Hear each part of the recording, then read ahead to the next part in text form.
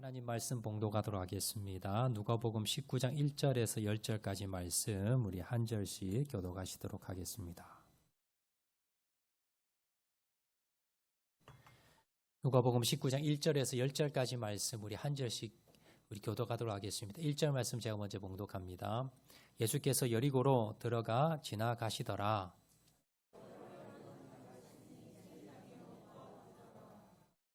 그가 예수께서 어떠한 사람인가 하여 보고자 하되 키가 작고 사람이 많아 할 수 없어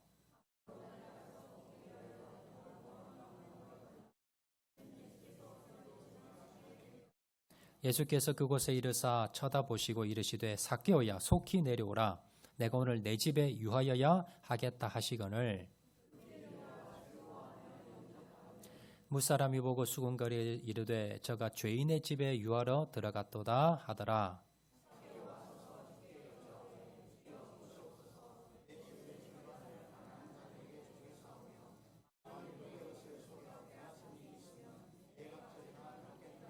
예수께서 이르시되 오늘 구원이 이 집에 이르렀으니 이 사람도 아브라함의 자손이미로다.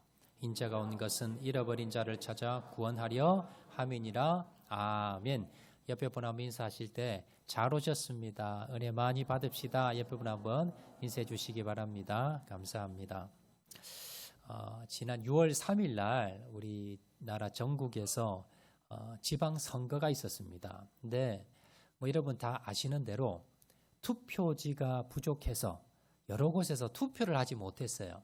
자, 이 사건이 일어나고 난 뒤에 특별히 이제 서울의 송파구, 잠실, 칠동 이 투표소를 비롯해서 여기에서 시민들이 분노해서요.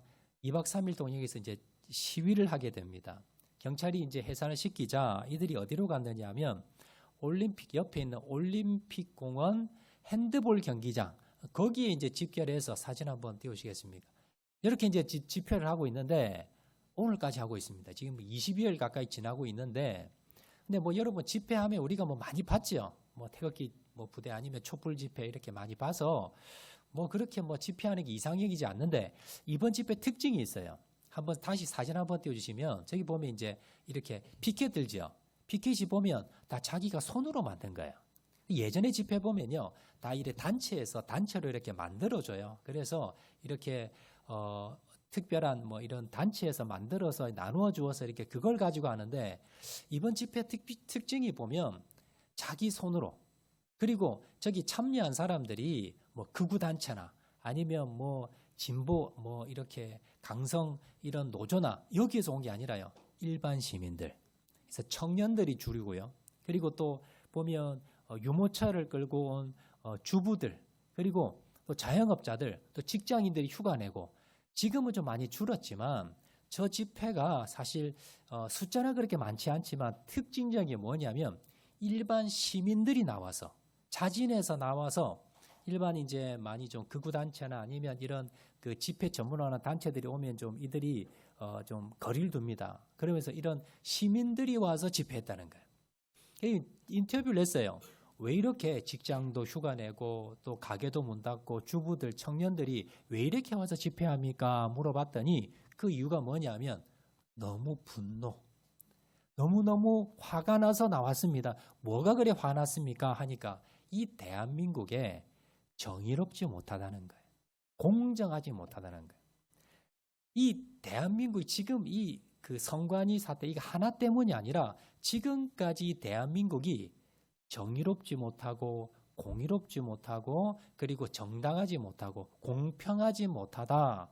이것이 내가 너무너무 마음이 상해서 그래서 지금 나와서 이렇게 지금 시위를 하는 겁니다. 라고 이야기를 하는 겁니다. 이 집회로 인해서 여러 문제점이 발생됐지요. 선관위 직원들은 감금도 되고 핸드볼 선수 팀들은 연습도 못 하고요. 또 얼마 전에 펜싱 국가대표 이제 그 국제대회 나가야 되는데 자기 장비를 반출을 못 해가지고 이걸 가지지 못해가지고 다른 친구들 거 가지고 지금 가면 이러면서 지금 여러 가지 후유증이 엄청나게 지금 이렇게 생기고 있습니다. 그런데 여기에서 우리가 한번 돌아보셔야 돼요. 이렇게 나라를 위해서 또 어떤 분들은 나라를 위해서 애국하기 위해서 나와서 우리도 집회해야 된다, 참석해야 된다 이런 분들도 계시고요. 자, 그러면 우리 그리스도인들은 특별히 지금 6월 달이 우리 호국 보훈의 달이잖아요. 그러면 이걸 어떻게 바라봐야 되는가? 또 우리나라의 공의와 정의가 이렇게 참 무너졌고 이렇게 지금 시민들이 분노하고 있는데 우리는 그냥 눈 감고 있어야 되는가? 아니면 그 집회 참석해서 우리가 집회라도 해야 되는가? 자, 성경은 뭐라고 말씀하고 있으며 그리고 우리 그리스도인들은 이것에 대해서 어떻게 우리가 대처해야 되는가 우리가 한번 생각해 보자는 겁니다. 예전에는요, 우리가 여러분 연세 드신 분들은요, 우리 그때 그 예전에 뭐 박정희 대통령이나 아니면 군부 독재 때 그때는 문민정부가 들어서면 정권이 바뀌면 아마 우리나라가 공의로운 정의로운 나라 될 거야라고 아마 생각했을 겁니다. 근데 뭐 그때보다는 많이 좋아졌지요. 그런데도 불구하고 나라가 그렇게 정의로우냐 그렇게 사람들이 생각하지 않는다는 겁니다. 얼마 전에 한 대통령이 취임하면서 이렇게 이야기했습니다. 기회는 평등하고 과정은 공정하며 결과는 정의로울 것이다. 정말 기대를 많이 했어요. 근데 지나고 보면 뭐예요? 지나고 보면 과연 지금 대한민국 그럴까? 그렇다면 왜 많은 그 국민들이 나와서 지금 올림픽 공원에서 그렇게 소리 지르며 외치며 공정하지 못하다라고 그렇게 분노할까요?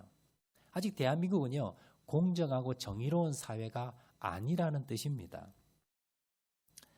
촛불 집회도 많이 했고요. 광화문 집회도 엄청 많이 했습니다.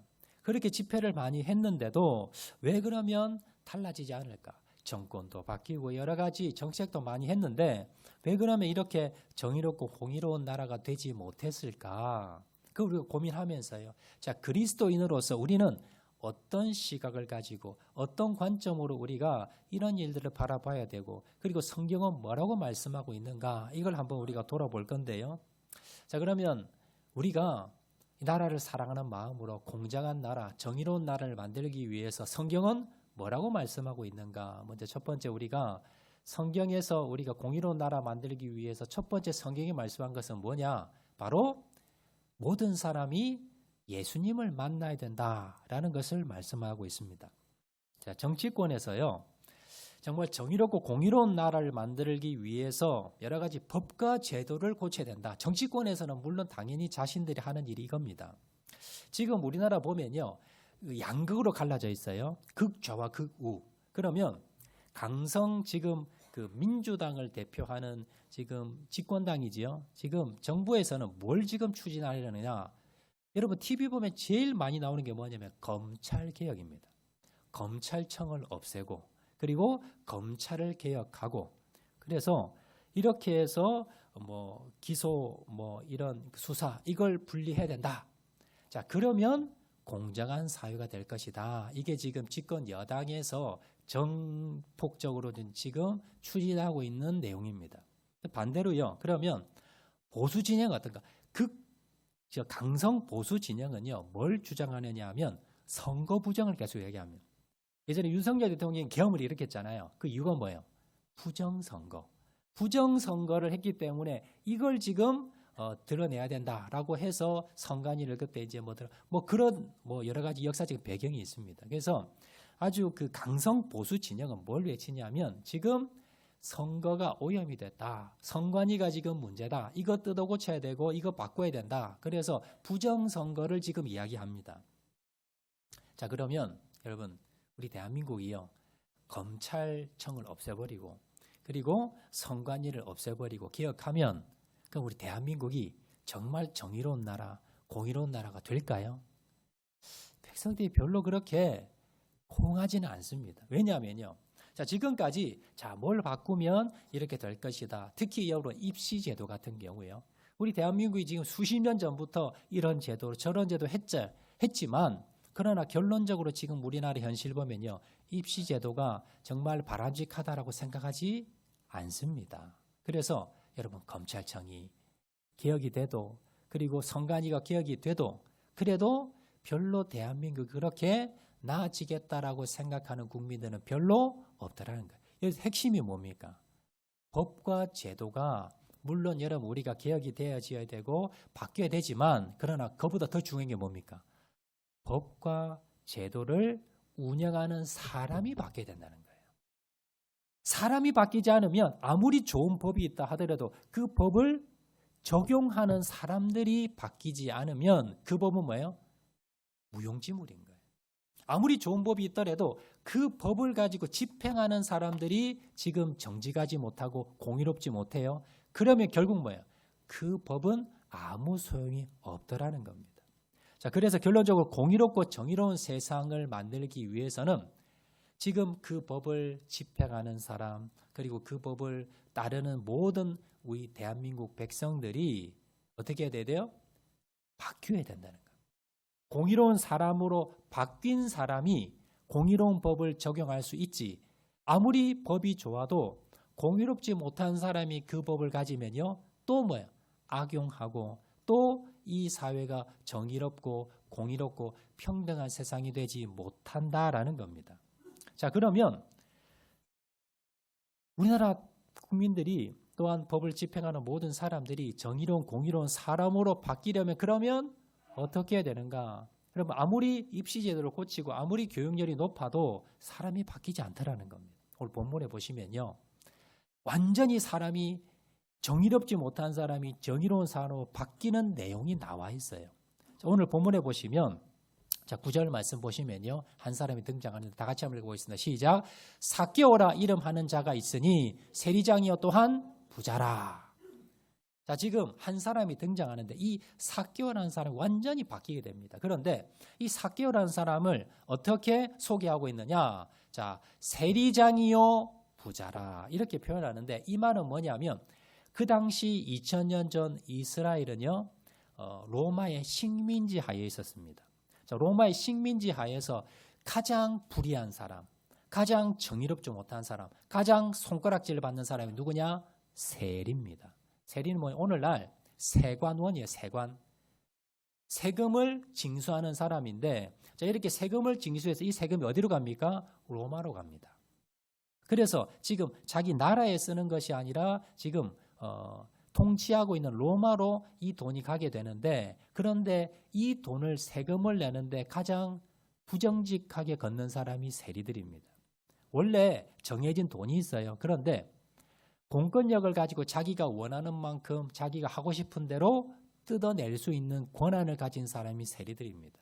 그래서 원래 거둬야 될 세금에서 2배, 3배, 4배 그렇게 아주 착복을 합니다. 그렇게 아주 많은 그런 세금을 징수해서 그렇게 해서 자기가 착복하고요. 얼마 정도 자기가 그 돈을 자기 마음대로 그렇게 이용하고, 그리고 일정한 돈을 이제 로마에 갖다 바치는 겁니다. 그 로마에서 공권력을 받아서요. 그래서 백성들의 피를 빨아먹는, 그래서 백성들의 가장 원성이 많고 가장 정직하지 못한 사람이 세리였는데, 이 삭개오는 세리 중에서 뭐예요? 세리장. 오늘날 말하면요, 세관원의 책임자입니다. 자, 그런 사람이 바로 삭개오였다라는 겁니다. 자, 그런데 이렇게 정직하지 못하고 이렇게 공의롭지 못한, 그렇게 손가락질 받는 이 삭개오가 부자다 그랬죠. 정상적으로 월급 받아서 부자가 될 수 없어요. 부자가 되었다는 것은 뭡니까? 이 삭개오가 정직하지 못하게 돈을 뜯어냈다는 겁니다. 그래서 돈을 엄청나게 많이 모은 부자였는데, 자, 그런데 누가복음 19장 8절 말씀, 오늘 8절 말씀 보시면 삭개오가 완전히 다른 사람으로 바뀝니다. 자, 다 같이 읽어볼까요? 시작. 삭개오가 서서 주께 여짜오되 주여 보시옵소서, 내 소유의 절반을 가난한 자들에게 주겠사오며 만일 누구의 것을 속여 빼앗은 일이 있으면 네 갑절이나 갚겠나이다. 지금 삭개오는요, 자기 재산의 절반을 뚝 잘라가지고 누굴 주겠다? 로마나 아니면 권력자 뇌물 주겠다가 아니라 가난한 자들에게 나눠주겠다는 거예요. 자, 그리고 만약 누구의 것을 속여 빼앗으면, 자, 원래 규정대로 받으면 되는데 속여서 더 받았어요. 그러면 얼마를 주겠다? 4배를 갚아주겠다. 자, 그 당시 법으로는 2배만 갚아주면 됩니다. 내가 불법으로 내가 잘못 다른 사람 걸 빼앗았다 그러면 2배만 갚아주면 되는데 몇 배를 주겠다? 4갑절, 4배나 주겠다라는 거예요. 이건 정의로운 사람입니까? 정직하지 못한 사람입니까? 정의로운 사람으로 바뀐 거예요. 오히려 또 어떻게 사람 바뀌었습니까? 바로 예수님을 만났기 때문에. 자, 5절 말씀 보시면요. 자, 이렇게 기록하고 있습니다. 5절 말씀 다 같이 읽겠습니다. 시작. 예수께서 그곳에 이르사 쳐다보시고 이르시되 삭개오야 속히 내려오라. 내가 오늘 내 집에 유하여야 하겠다 하시니. 자, 삭개오라는 사람이 있었는데 이 사람은요. 어릴 때부터 아마 신체적 컴플렉스가 있었어요.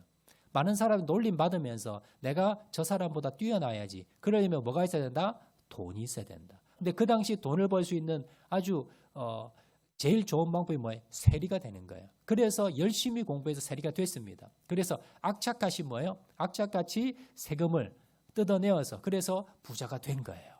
그런데 뭐예요? 행복하지 않는 겁니다. 그래서 예수님이 오신다라는 소식을 듣고는 삭개오가 예수님을 만나고 싶은데 문제는 뭐예요? 사람들이 너무 많은 거예요. 근데 사람들한테 가면 사람들이 나를 다 싫어합니다. 배척합니다. 그리고 예수님이 만약에 나를 봤을 때 내가 지금 많은 사람 백성의 돈을 뜯어냈는데 만약에 예수님 나를 보면서 너 이런 죄 지었지 그러면서 드러내버리면 자기 망신당하는 거예요. 그래서 어떻게 합니까? 나무 위에 올라가요. 뽕나무 위에 올라가가지고 거기서 예수님 지나가는 그 얼굴만 보려고. 그런데 예수님이 뽕나무부터 내려와서요.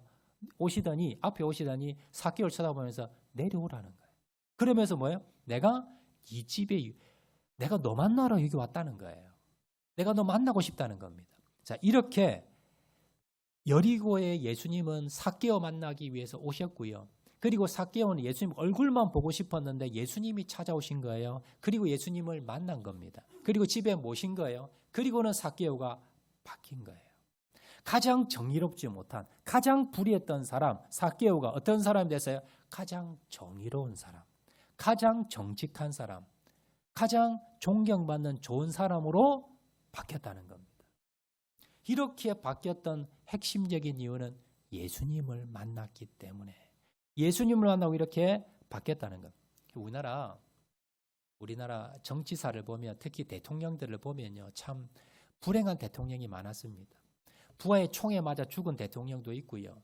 그리고 역대 대통령 거의 대부분 다 어디 갔어요? 다 감옥 갔어요. 왜 감옥 갔습니까?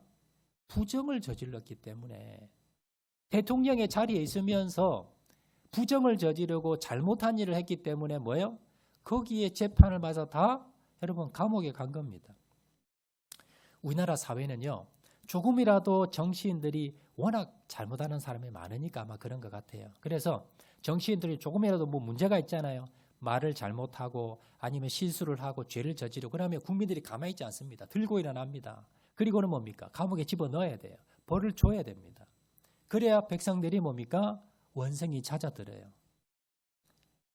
교회에서도 여러분 때로는 뭐 이렇게 큰 죄를 짓지는 않지만 교회 안에서도 좀 실수하는 사람, 죄를 저지르는 사람이 있습니다. 그런데 우리나라 지금 국민성이 그런 것 같아요. 누가 잘못하는 것 이걸 뭡니까? 그냥 넘기지 못하고 거기에 대해서 어떻게 합니까? 정죄합니다. 손가락질합니다. 그래서 교회 안에서도 조금만 누가 잘못하면 거기에 대해서 뭡니까? 성도들이 분노하고 정죄하고 그리고 야단을 하고 이런 일이 교회에서 일어납니다. 그러면 예수님은 어떻게 하셨을까? 예수님은요. 앞에 살펴본 대로 당시 가장 손가락질 받는 사람이 누굽니까? 세리들입니다. 그중에 세리장이에요. 이 세리장이 부자였다는 것은 그만큼 뭡니까? 부정으로 돈을 많이 끌어모았다는 겁니다. 그러면 오늘날 여러분 아마 이 삭개오가 오늘날 우리 대한민국에 있었다면 이게 드러났다면 어떻게 할까요? 감옥에 당장 집어넣지요. 안 집어넣으면 어떻게 합니까? 백성들이 아마 들고 일어날 겁니다. 그런데 예수님은 어떻게 하셨을까요? 예수님은 그의 치부를 드러내지 않았습니다.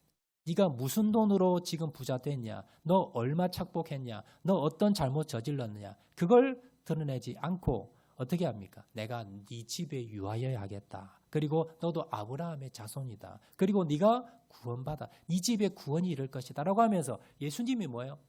이 삭개오를 지금 찾아가서는 품어주는 거예요. 그리고 그 죄를 용서해 주는 거예요. 그리고 사람을 바꿔버리는 겁니다. 여러분 우리가 기독교는요.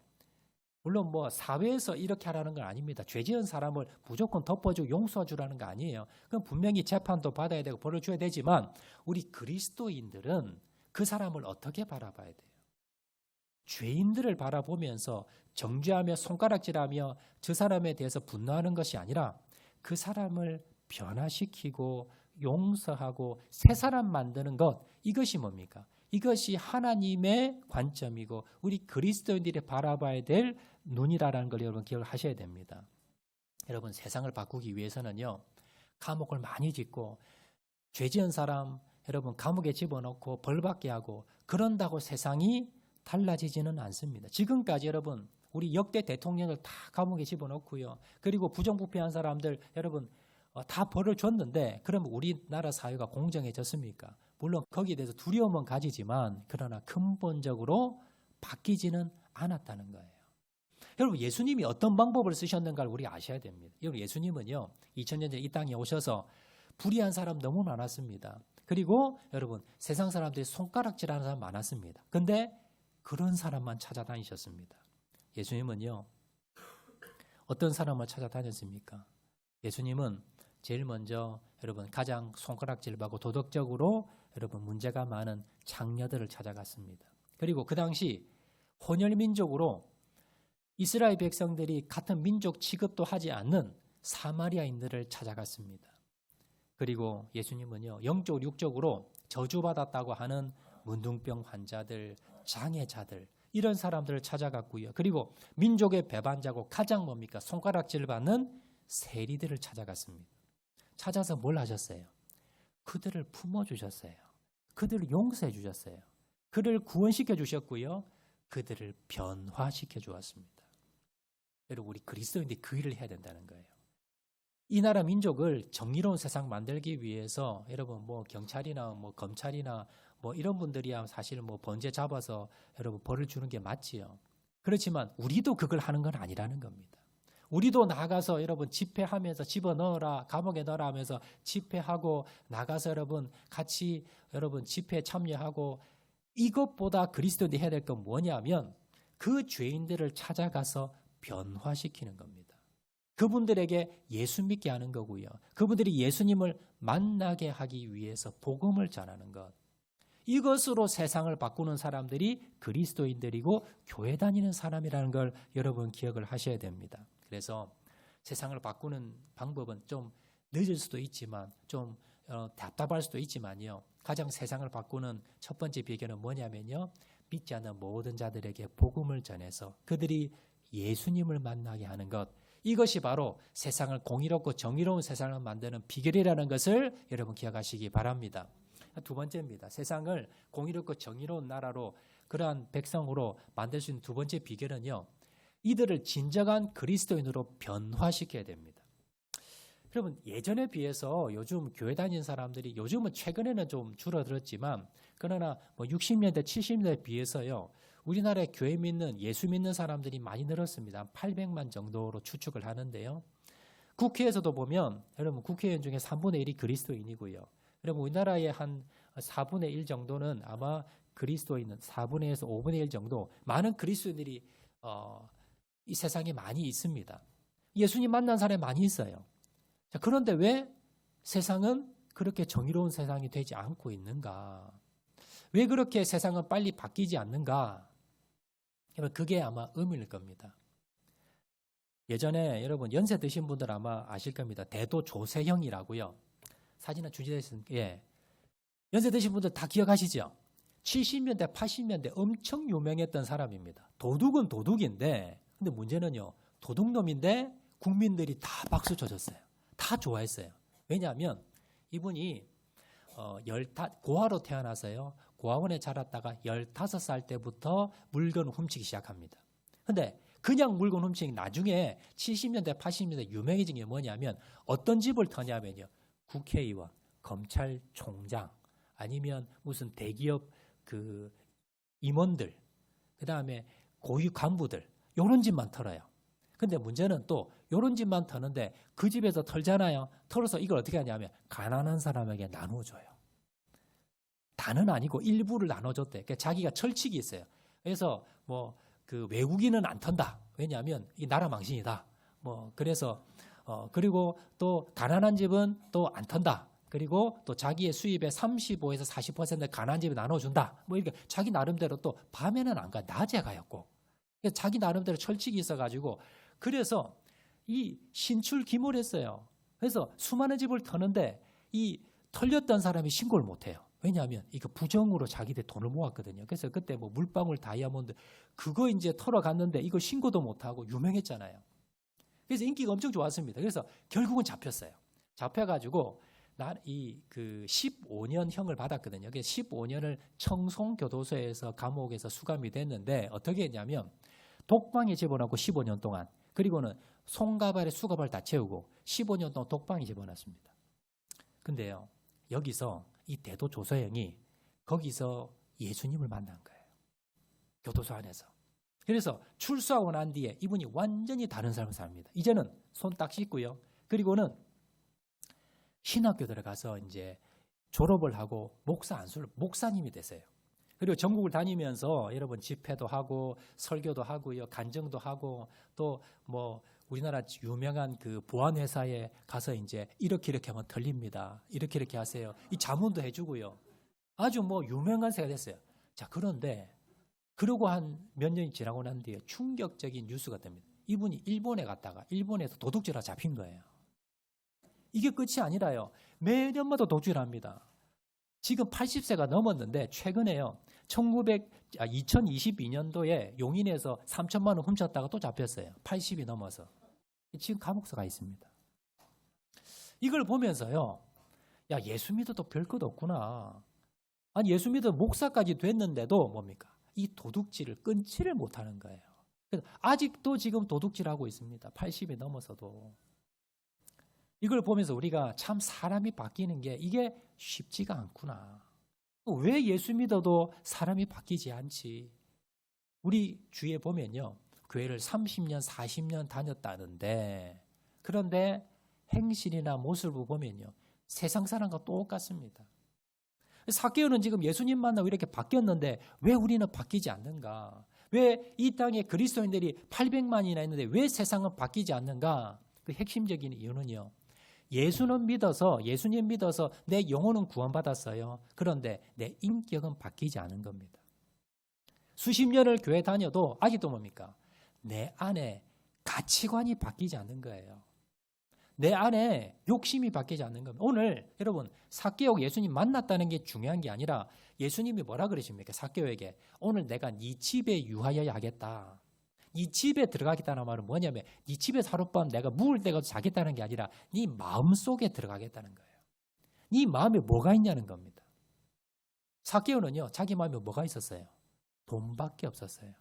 나는 돈만 모으면 행복할 거야. 나는 돈만 많으면 사람들이 나를 존경할 거야. 나를 무시하지 못할 거야. 그래서 세리장이 돼가 악착같이 악랄하게 돈을 뺏어서 돈을 모았어요. 근데 사람들이 뭐예요? 더 손가락질하는 거예요. 그리고 자기가 행복하지 않는 겁니다. 내 안에 돈이 주인이 되면 행복하지 않구나 걸 깨달은 거예요. 그래서 내 안에 주인으로 예수님을 모시면 어떨까라고 찾아간 겁니다. 뽕나무에 올라간 거예요. 예수님께서 네 마음의 지금 주인이 돈이지 네 집에 내가 네 마음의 집에 들어가겠다는 말씀입니다. 이 마음의 주인을 누구로? 돈에서 예수님으로 바뀌겠다. 바뀌어야 된다라는 걸 예수님 말씀하신 거고요. 그래서 삭개오가 뭐예요? 내 집에 모셨다는 말은 내 마음의 집에 주인으로 모셨다는 거예요. 그리고 삭개오가 어떻게 바뀝니까? 한 번 더 8절 한번 읽겠습니다. 시작. 삭개오가 서서 주께 여짜오되 주여 보시옵소서 내 소유의 절반을 가난한 자들에게 주겠사오며 만일 누구의 것을 속여 빼앗은 일이 있으면 내 값전을 갚겠나이다. 지금 삭개오가 남의 물건, 남의 지금 돈을 지금 어떻게 해요? 세리장이 되어가지고 여러분 악랄하게 뺏었어요. 그래서 자기가 부자가 됐는데 그런데 뭐예요? 이제는 뭐예요? 가장 여러분 정의롭지 못한 사람에서 예수님 만나고 정의로운 사람으로 바뀌었는데 내 돈을 나눠주겠다는 겁니다. 내가 빼앗은 돈이 있어 불이하게 빼앗은 돈이 있으면 내가 내 값절이나 갚아서 그 사람 마음을 위로해 주겠다는 겁니다. 이렇게 바뀐 이유는 뭐냐면 삭개오의 마음의 주인이 바뀐 거예요. 그전에는 돈이 주인이었는데 뭘로 바뀌었어요? 예수님이 주인이 된 겁니다. 그러니까 하루아침에 삭개오가 바뀐 거예요. 지금 뭐 예수님 만난 지 몇 년, 교회를 몇 년을 다니고 무슨 훈련을 받고 그게 아니에요. 여러분, 내 안에 주인을 바꾸면요. 하루아침에 사람이 바뀝니다. 가장 악랄한 사람에서 가장 정의로운 사람으로 하루아침에 바뀌었는데 그 비결이 뭐냐면 내 마음의 주인을 바꿨기 때문에. 그래서 삭개오가 바뀐 거예요. 예수 믿고도 10년, 20년, 30년 지났는데도 바뀌지 않는 사람은요, 뭐가 문제예요? 내가 예수님 믿고 구원은 받았어요. 그런데 내 안에 주인이 누굽니까? 내가 주인이에요. 내가 주인이란 말이 내 욕심, 내 야망, 돈, 권력, 명예, 아니면 물질, 이것이 내 안에 주인이 되어 있으면요, 사람이 안 바뀝니다. 교회는 다니는데 예수님은 믿는데 영혼은 구원받지만요, 그러나 세상은 바뀌지 않고 사람은 바뀌지 않는다는 겁니다. 그래서 갈라디아서 2장 20절에 아주 중요한 말씀이 있습니다. 예수 믿고 난 뒤에 어떤 삶을 살아야 되는가? 자, 다 같이 한번 읽겠습니다. 시작. 내가 그리스도와 함께 십자가에 못 박혔나니 그런즉 이제는 내가 사는 것이 아니요 오직 내 안에 그리스도께서 사시는 것이라. 이제 내가 육체 가운데 사는 것은 나를 사랑하사 나를 위하여 자기 자신을 버리신 하나님의 아들을 믿는 믿음 안에서 사는 것이다. 믿음 생활이 뭐냐? 예수 믿는 게 뭐냐? 예수 믿고 천국 가는 게 끝이 아니라요. 예수 믿으면 내 안에 누가 들어온다고요? 그리스도께서 사신다는 거예요. 내 안에 예수님이 사신다는 겁니다. 내 안에 사신다는 말이 뭐냐? 내 안에 주인이 예수님 되신다는 거예요. 여러분, 누구와 같이 사는 게 여러분 예수님과 같이 살면 좋아요, 싫어요? 좋아요. 자, 그러면 제가 한번 예를 들어 드릴게요. 자, 여러분 집에 제가 들어가서 같이 산다고 생각해 보세요. 제가. 자, 신방만 간다 그래도요, 여러분 집안을 싹 청소합니다. 깨끗하게 청소합니다. 그리고는요, 여러분, 여러분들 제가 이제 신방을 가면 여러분들이 자녀들에게 말 한마디 하더라도 여러분 남편에게 말 한마디 하더라도 어떻게 해요? 조심하지요. 평소에 그렇게 안 하잖아요. 혹시나 목사님이 들으면 어떨까? 그래서 조심조심합니다. 근데 여러분 제가 신방만 가는 게 아니라 여러분 이제 들어가서 이제 여러분 집에 같이 산다고 생각해 보세요. 얼마나 여러분 불편하겠어요. 안 그래요? 말 한마디를 제대로 합니까? 옷을 여러분 제대로 입을 수가 있습니까? 아니면 뭐 어지러워지도 못하고요. 얼마나 신경 쓰여요. 그리고 그것도 옆에 방이 아니라 여러분 자는 방에 같이 잔다고 생각해 보세요. 옆에 침대 옆에 제가 이불 깔고 같이 여러분 같이 자고 그렇게 생각한다고 생각해 보세요. 그러면 여러분 잠도 못 자고요. 밥도 못 먹고 엄청 불편할 겁니다. 왜냐하면 옆에 목사님 보고 있는데 보고 내가 말 한마디 하나 조심할 거잖아요. 자, 그런데 그보다도 더한 예수님이 어디예요? 집도 아니고 여러분 마음 안에 들어온대요. 제가 여러분 집에 같이 있어서 여러분 마음 안에는 못 들어가요. 근데 예수님이 여러분 마음 안에 들어오시면요. 예수님이 뭐예요? 24시간 여러분 360을 여러분 마음의 생각까지 다 보시는 거예요. 편해요, 불편해요? 불편합니다. 엄청 불편해요. 이게 뭐예요? 이게 예수 믿는 거예요. 이게 신앙생활입니다. 예수님이 내가 그냥 예수님 믿으면 그냥 예수님이 나에게 천국 가는 티켓 하나 받아서 여러분 나중에 죽으면 천국 가는 게 끝이 아니라 내가 예수님을 믿으면 예수님이 여러분 갈라디아 2장 20 다시 한번 띄우시기 바랍니다. 2장 20절. 자, 오직 내 안에 그리스도께서 같이 사신다는 거예요. 이게 믿음 안에서 사는 거라는 겁니다. 예수님이 내 안에 들어오시면요. 내 모든 생각, 내 욕심, 내 안에 더러운 마음, 내 안에 죄, 이거 뭐예요? 다 보고 계세요. 그러면 어떻게 하셔야 됩니까? 내 안에 주인이 바뀐다는 말은 뭐냐면, 내가 바뀐다는 말은 뭐냐면, 내 안에서 뭡니까? 이제는 뭡니까? 내 욕심대로, 내 뜻대로, 내 야망대로 살지 않겠다는 겁니다. 내 안에서 예수님이 보고 계신데 그 예수님이 내 안에 주인이 되셔서 예수님 보시기에 부끄럽지 않는 삶을 살겠다는 거예요. 그러면 사람이 바뀌어요, 안 바뀌어요? 바뀌는 거예요. 이게 지금 삭개오 일어난 사건입니다. 삭개오 마음 가운데 예수님이 주인으로 들어오신 거예요. 그래서 삭개오의 여러분 예전에 돈이면 내가 출세하겠다는 생각, 그리고 내가 돈만 있으면 내가 사람들이 나를 우러러 볼 거라는 모든 생각, 돈이면 다 된다는 생각을 뭡니까? 이제는 버린 겁니다. 예수님이 내 안에 주인 되셔서 내 안에 모든 생각을 보시고 계시기 때문에 예수님이 원하시는 대로 바라시는 대로 살겠다. 그 모습이 뭐예요? 내 소유 절반을 나눠주고 그리고 내가 다른 사람의 돈을 착복했으면 4배를 갚아주겠습니다. 이건 누구 생각일까요? 삭개오의 생각이 아니라 삭개오 안에 마음 안에 예수님이 주인 되셔서 예수님의 생각인 거예요. 이걸로 바뀐 겁니다. 그러니까 가장 불의했던 삭개오가 가장 정의로운 삭개오로 바뀐 사건이에요. 여러분, 이제 결론을 맺도록 하겠습니다. 여러분, 우리 대한민국 사회가 이렇게 지금 경제적으로 세계 10위권에 들어가고요. 여러분, 세계 강대국 지금 우리나라 5위랍니다. 이렇게 잘 살게 됐어요.